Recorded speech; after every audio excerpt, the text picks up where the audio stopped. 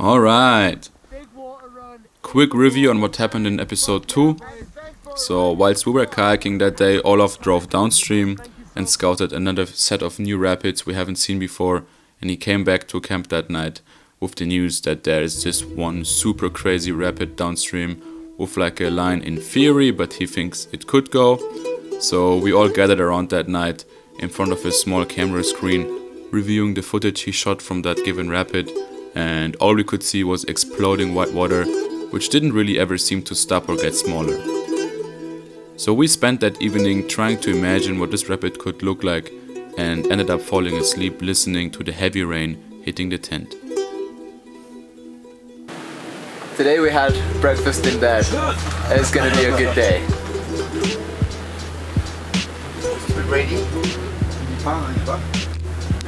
The next morning it was still raining and we packed most of our stuff wet, soaked and cold.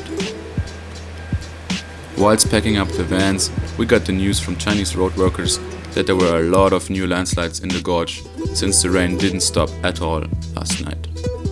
Once we were packed up, we slowly made our way downstream through the gorge until we arrived at that specific rapid Olaf was talking about last night. The rapid was about 1 kilometer long, with features who made everything upstream look like class 3, some really hard must-make moves, and all that in a very dark mood, with cold temperatures, rain and fog in the valley. Even while scouting this thing, we had 2 new landslides come down next to us on the road. We knew that this would probably be the hardest rapid of the entire trip and that there were actually really serious consequences to it. Due to its size, safety is pretty much impossible, and the river disappears after this rapid around the corner, down into a gorge we had no idea of what would be down there. So that meant you really had to make that last eddy. Walking up our boats to the put-in, we had one last quick scout, making sure we were feeling good, warming up, got onto the water, checked our gear, and I blew my whistle and pulled off into the current. Getting closer to the rapid, all I could think of was, well, let's just get there and see how much bigger it actually is than what it looked like. We have had this phenomenon happen pretty much all of the trip, where the whitewater looked really easy and manageable from the road, but once we were in there it was just horrifically big and powerful. But anyways, back to the rapid. I'ma leave this one kinda raw cause I feel like it shows the size and power of this rapid honestly the best.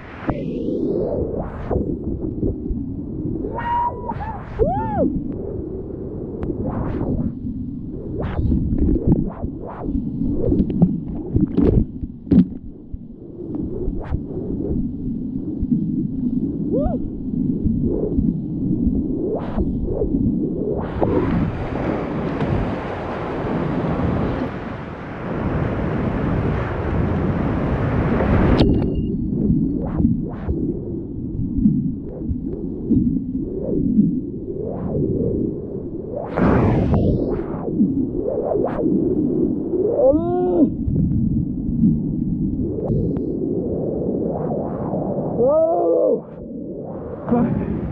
That was so big.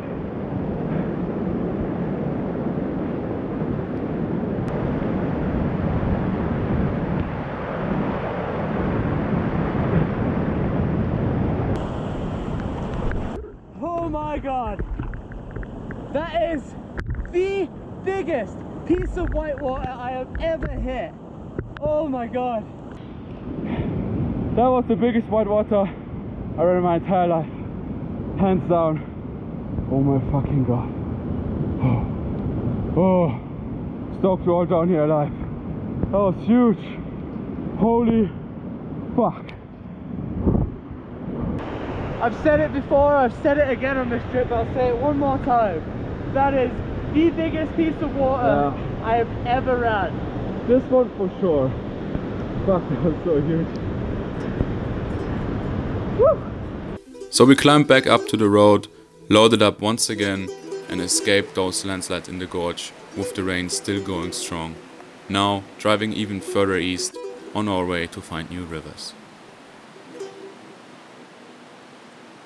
Alright, that was our third and final episode of the Tibet movies.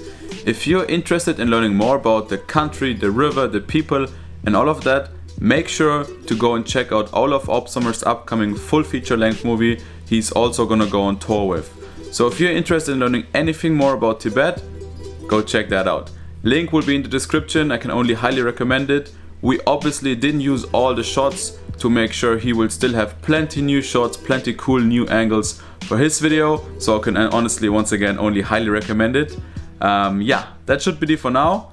Thank you guys for watching, I really hope to see you in the river, and keep it tight. Yo!